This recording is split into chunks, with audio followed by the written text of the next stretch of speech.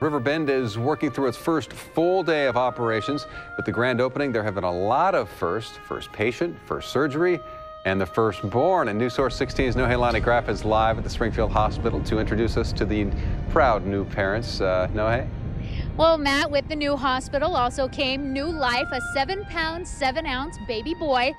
Now, in an odd twist, whether she had gone into labor or not, Autumn would have been in the new mom-baby unit yesterday anyway, working. She's actually a nurse there and was on the schedule to help with Sunday's move.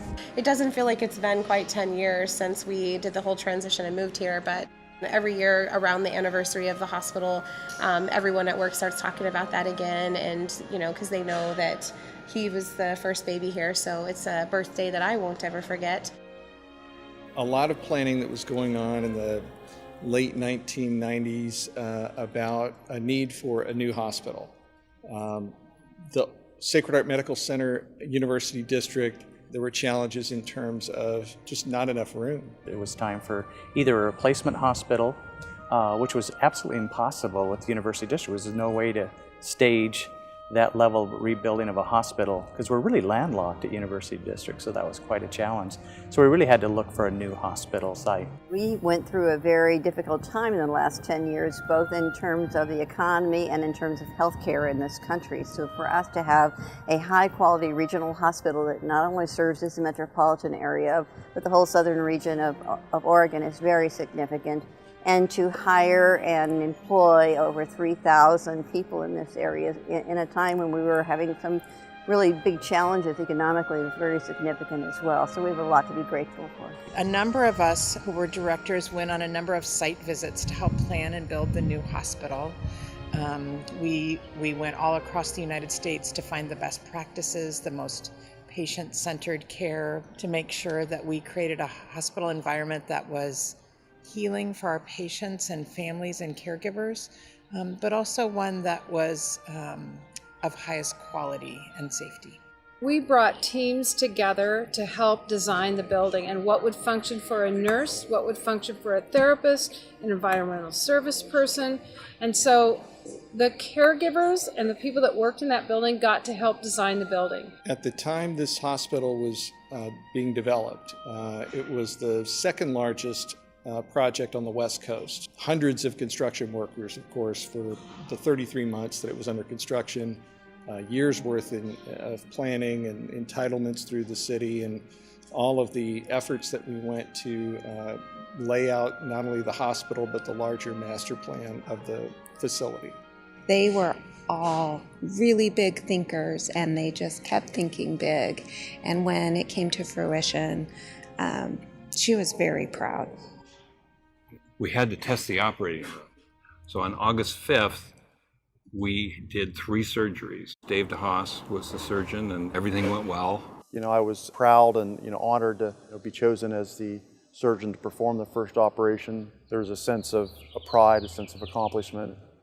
The night before the move, a lot of people had left, and I just walked around the hospital, the whole hospital, the night before, through the operating rooms and everything, and I just thought to myself, it's crazy, but there'll never be a time again that I will walk through this place and it will be empty. It'll be packed with people and emotions and lives, and everything will occur in this building that's now completely empty.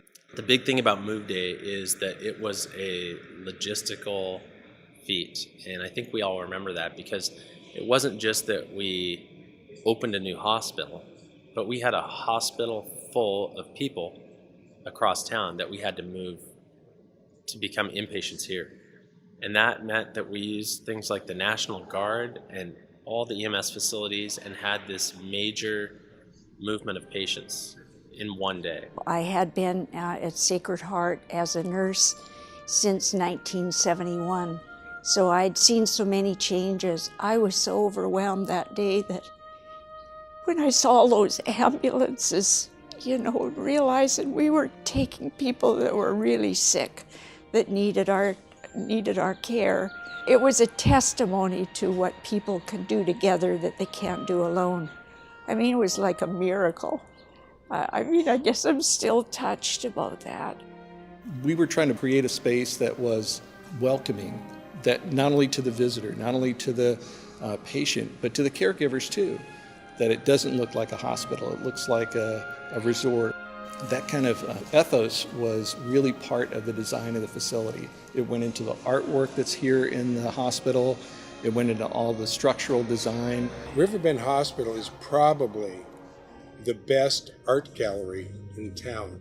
The integration of art and music really speaks to the heart of the PeaceHealth mission.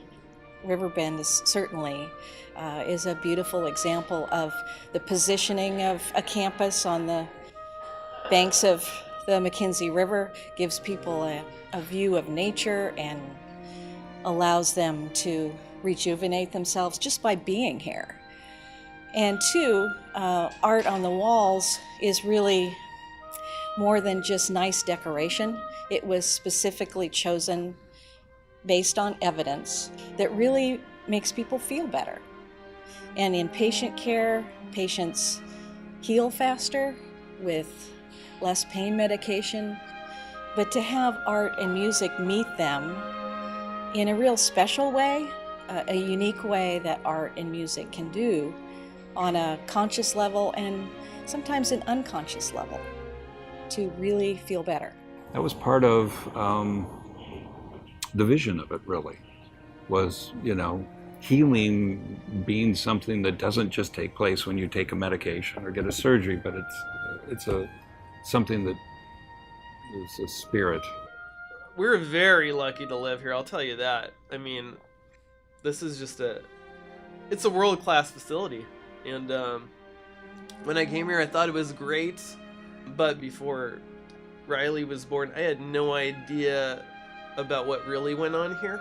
This hospital plays like an integral role in our community that you can't get services that you can get here anywhere else. And those services continue to grow, obviously, over the last 10 years compared to what we started out with. I think that we continue to strive for those kinds of goals, is to offer the best evidence-based type practices for our patients and to make sure they're getting the best care possible. My hopes for RiverBend's future is that they continue to see their significance to this area. They continue to look for new ways that they can expand, whether it's in prevention, whether it's in a variety of additional services that they can provide so that we can be truly known in this area in Springfield for our regional health care and all of the facilities that come associated with being in this location. How that becomes economic drivers and how it provides more jobs and how it provides care for more people, where I'm really looking forward to that growth. I think that RiverBend is a beautiful structure, but RiverBend is nothing without the people that are in it and the community around it. And I don't think that can be lost. And there will always be changes in our community or where we're at or what's happening, but the people that are here have been many of the same people for a long time, and they're committed to the community, and they're committed to the people of the community, and they're committed to what this place stands for. I always felt that working for PeaceHealth was a higher calling. Right. Not a job, a calling.